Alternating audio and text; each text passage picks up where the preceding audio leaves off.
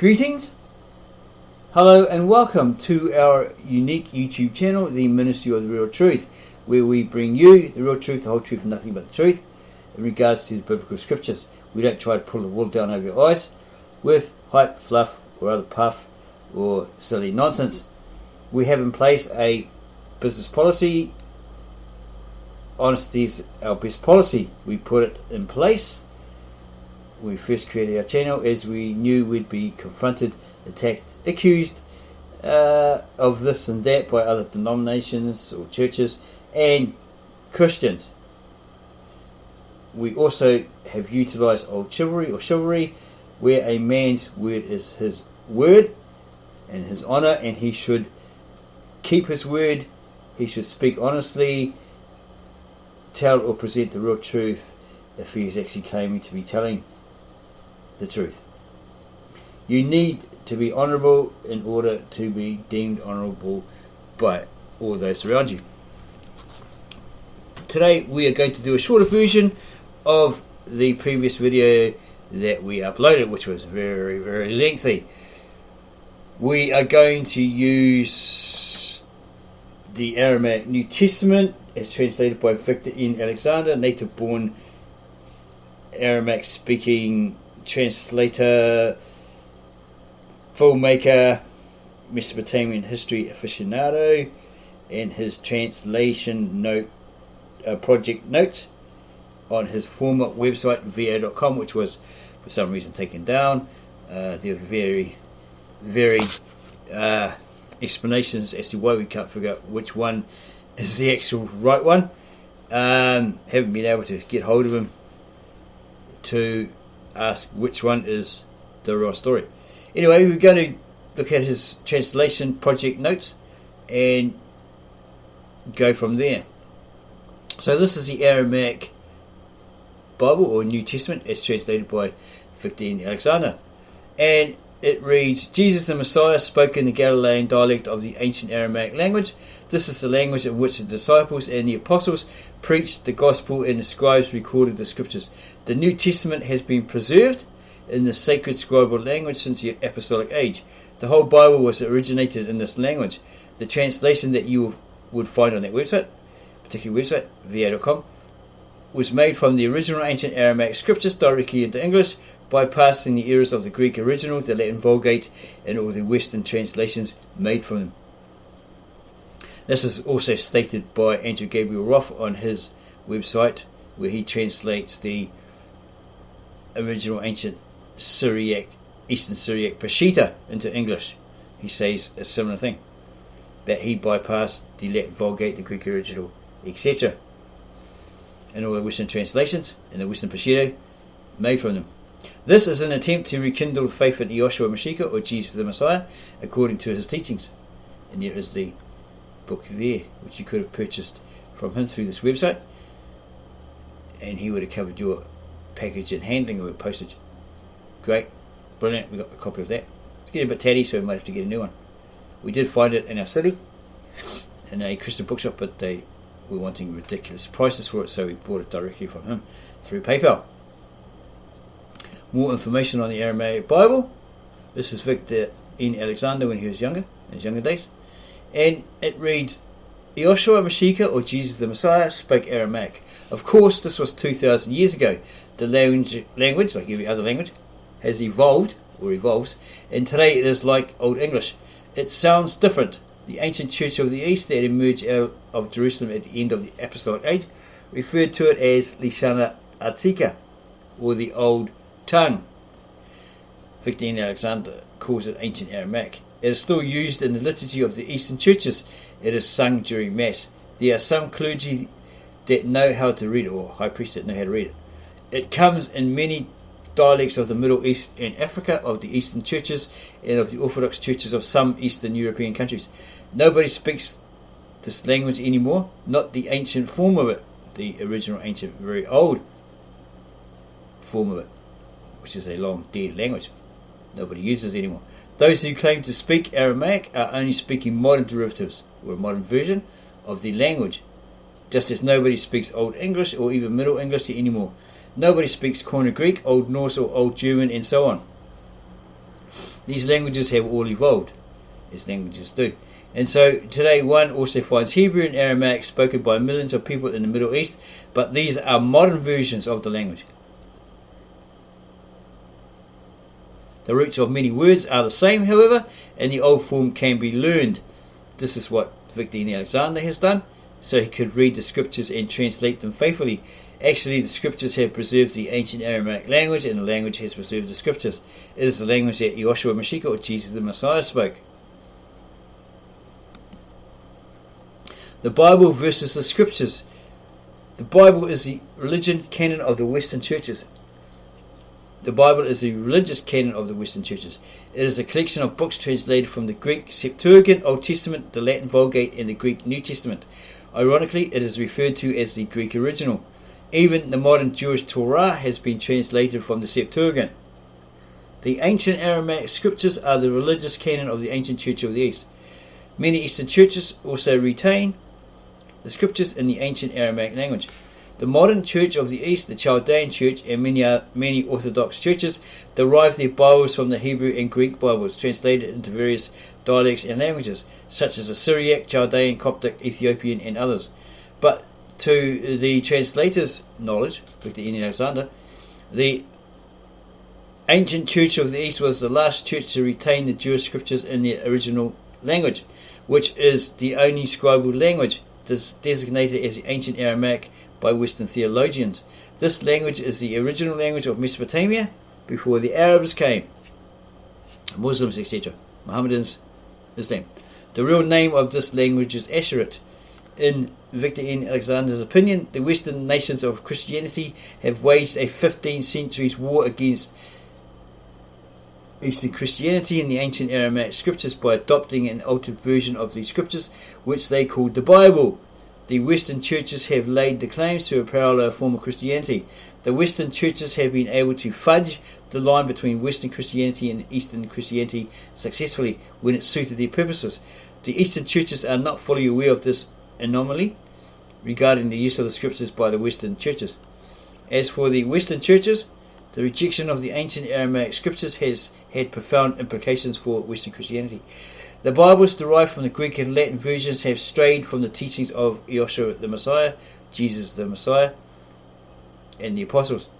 There are profound changes in the Bible as translated by the Western churches. For example, excepting for the name of Adam, all the names have been changed. At first, these changes may be regarded as a harmless convention, the mere changing of names to make it easy for other cultures to pronounce the names. But if we study these changes in pronunciation carefully, there is a phenomenon at work here. For example, the name of the Jewish people and the land of the Jews comes from the name Judah, the son of Jacob. In the Western Bibles, Judah is always translated as Judah, except for Judah Iscariot, or i.e. Judas Iscariot. This Judah is translated as Judas. At first we may consider this a good thing because the name Judah is very common anyway, and it should not be mixed up with the name of Judas, the betrayer of Jesus. However, the name Judas in the Hebrew and Aramaic language is still Judah, so the prejudice against Judeans still stands, and this is one of the problems of changing names.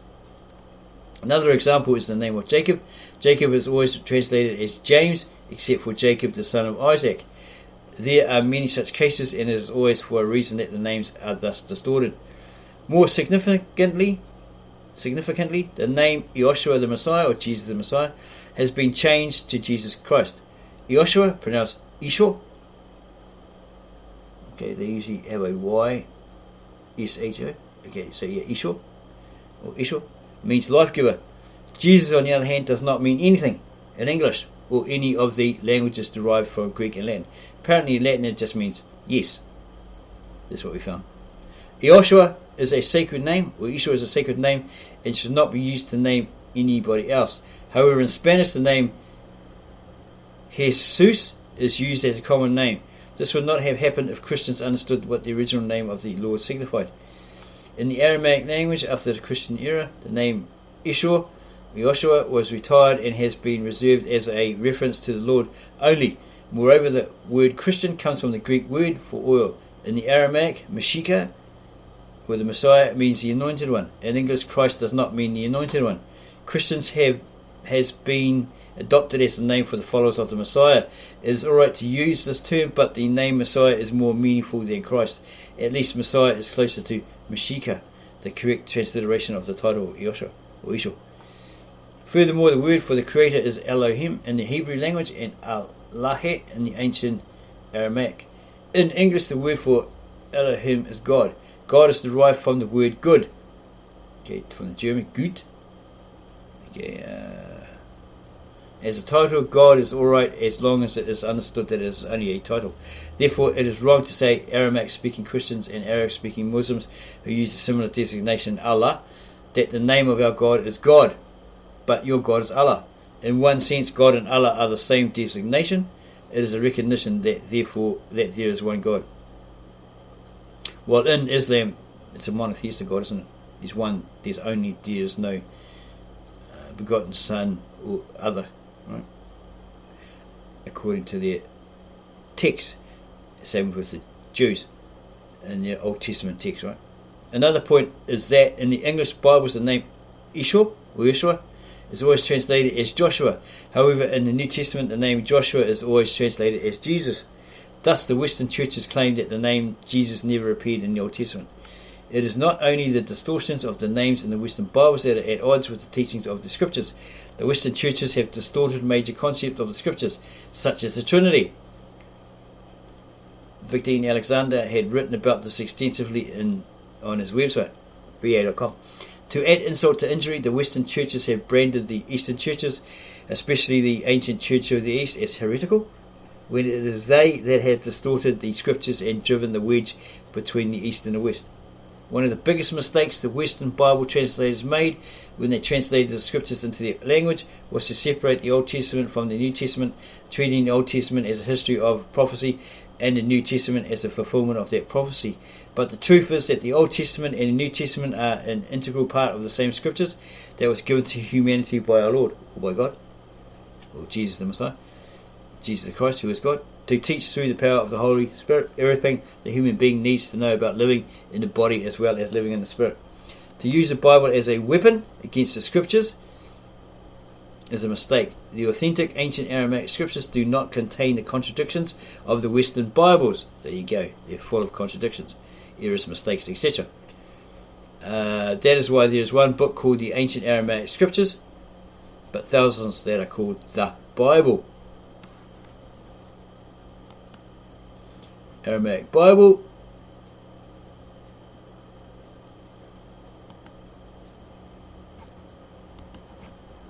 Yoshua or Ishua Mashiach, Jesus Christ, spoke Aramaic. Of course, this was 2,000 years ago. The language has evolved and today is like Old English.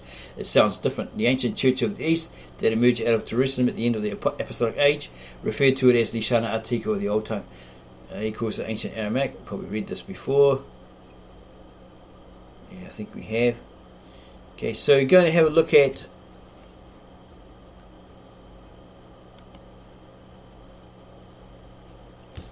the Aramaic New Testament, translated notes, page 3. We're going to read those. And this is a translation of the ancient Aramaic scriptures directly into English by native-born Aramaic-speaking translator, filmmaker, Mesopotamia History aficionado, Victor Alexander.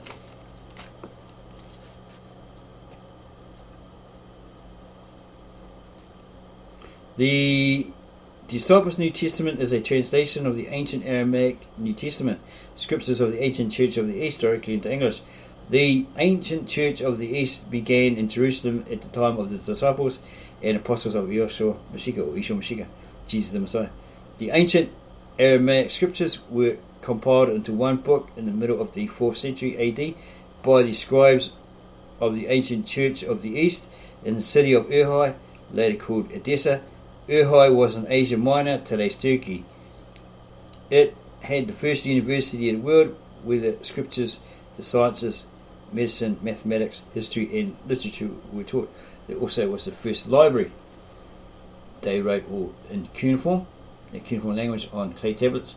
The library, the gathering of all the cuneiform mythological stories, right? written down, obviously on cuneiform tablets, etc., were gathered by King Ashurbanipal. He sent people out to get them, and if they could get the original copies, would do. And he stored them in this library. And you went out to borrow them, take them up, like a normal library. You just had to read them there, all that sort of stuff, study them there. And he'd hang out with those priests, etc., those wise men that could read it, and understand it, all that sort of stuff, and learn from them, and critique them, whatever. The idiomatic wording of the majority of the passages is in the text of the translation, and the literal wordings are given in the footnotes. Sometimes the literal wording is left in the text.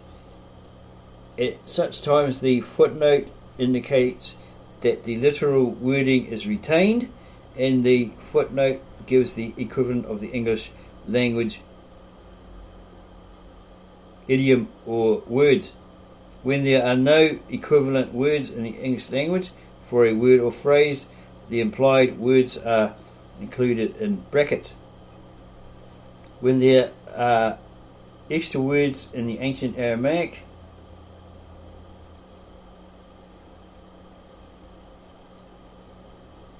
that will sound redundant in English, the additional word or words are included in parentheses or brackets.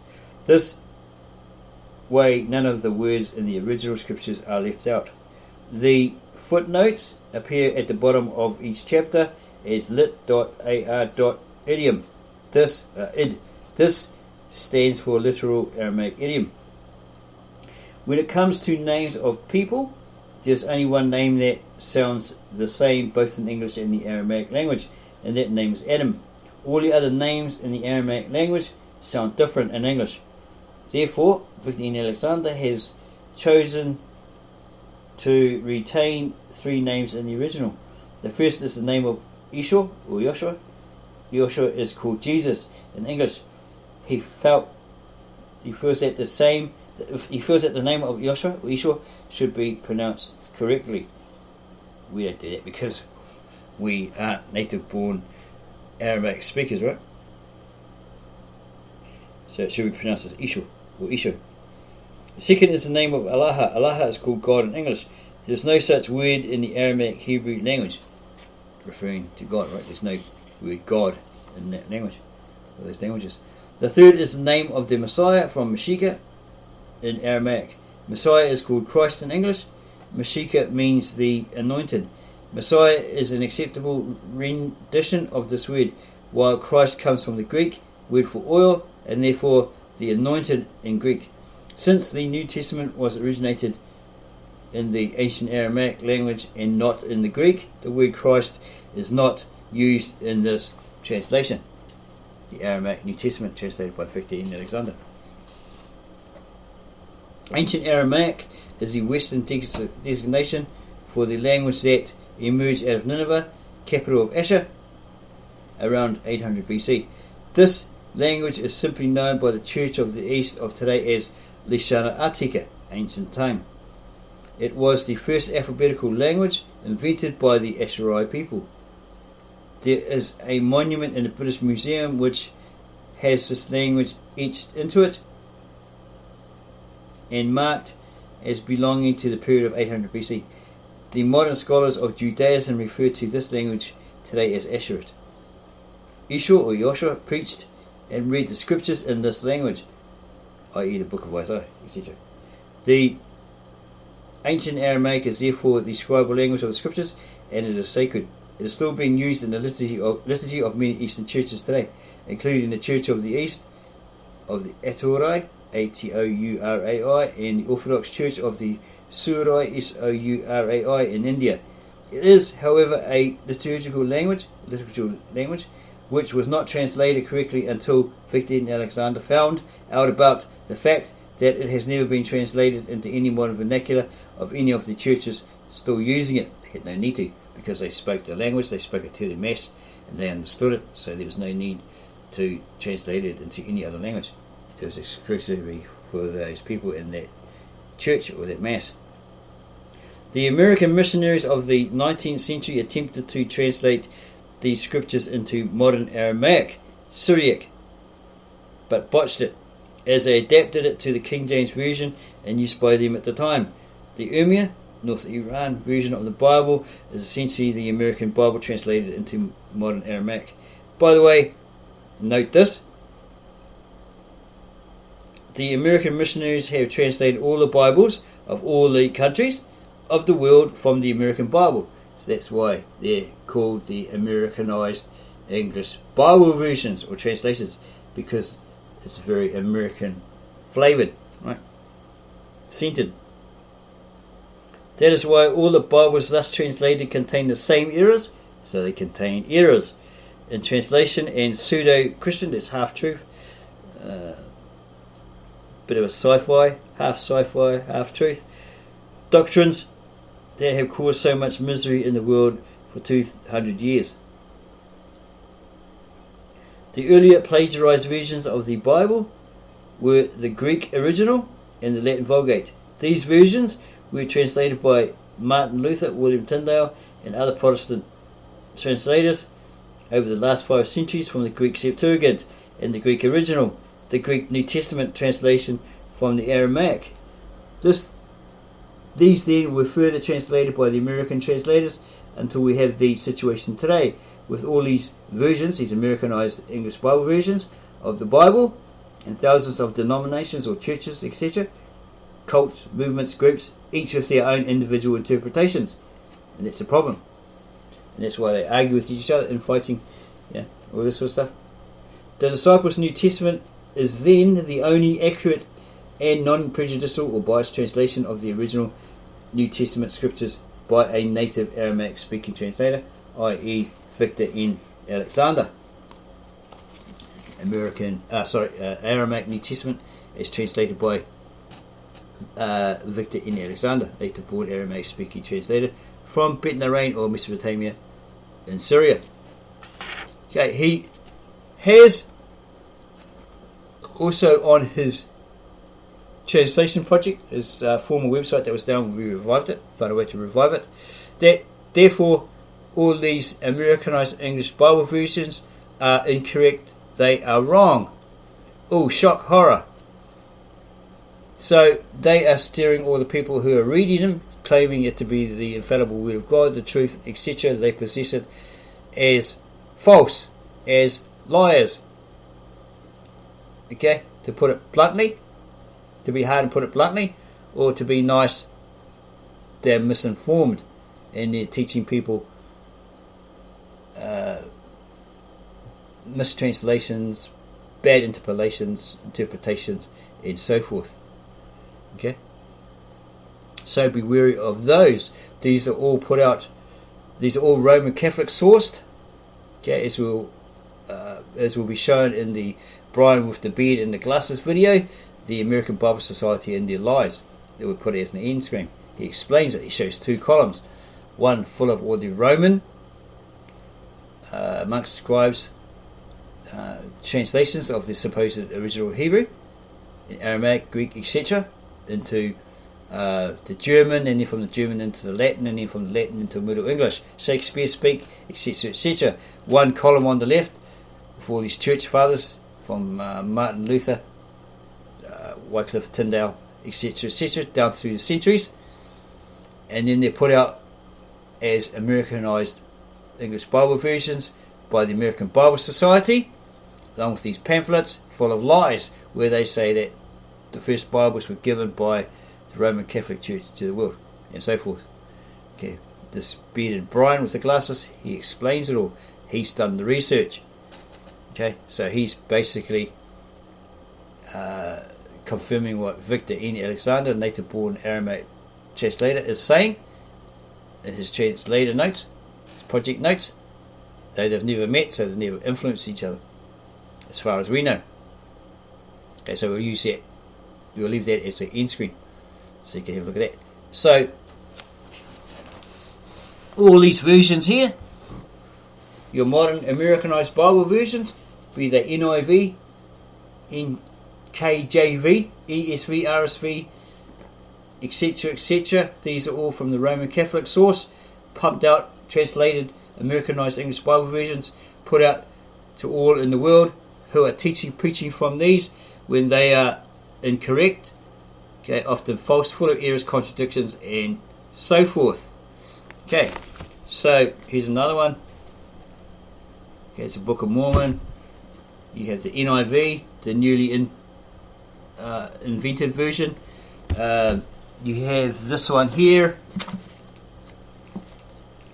which is the English Bible with the Apocrypha, and you have hundreds of other Americanized English modern Bible versions. Here's a Schofield Bible, which is basically the authorized version. People have a lot of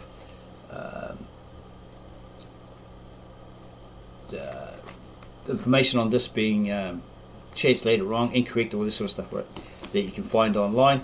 And we have the Dewey, every other one that's in that is listed in that Brian with the Beard and Glasses video, the American Bible Society and their lies.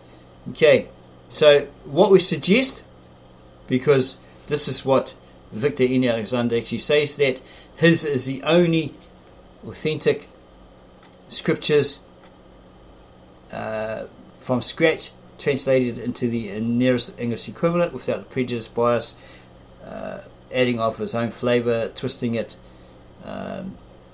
etc. He's been faithful and translated it all into the nearest English equivalent where he can. There is notes on his translators project where he said that we might find it here, we might have missed it out, that he first started to translate from the Eastern Syriac Peshitta, the original ancient Eastern Syriac Peshitta, thinking that that was the original. He happened to meet a high priest of the Apostolic Church of the East, who asked him what he was doing. He says, I'm translating this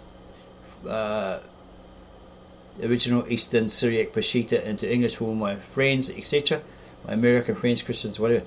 And this guy just smiled, walked away. And later on he came back, because this Victor Alexander thought this priest was happy with him, that's why he smiled. And he came back and says, oh, what are you doing now? He says, oh, I've just finished Matthew, Mark, Luke, something like that. And he says, oh, why? He goes, oh, because isn't this the ancient Eastern Syriac Peshitta, the original? He says, no, it's completely wrong. Like the Peshitta, which the Peshitta is something like, you know, an American missionary attempt to translate the King James Version into the Syriac, etc., etc.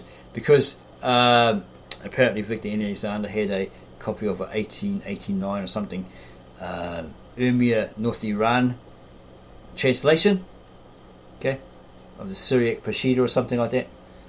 And this priest says, oh, it's actually wrong, when the original was of the old, the original ancient, very old Tav Asheret, okay, the old scribal tongue, Lishana Atticus Prayer, etc., etc.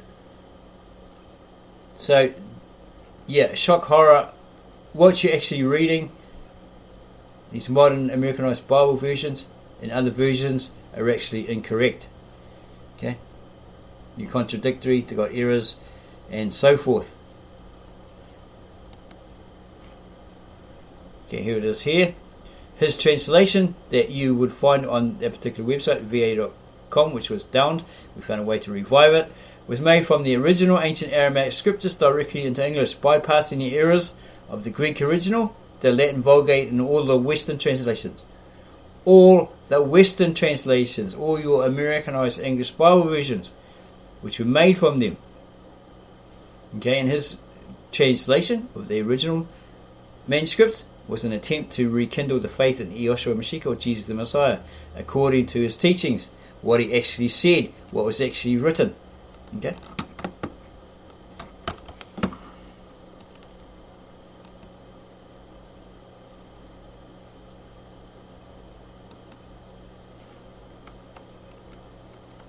We could probably bring you more on this from his translation project. We might do that, so look out for that.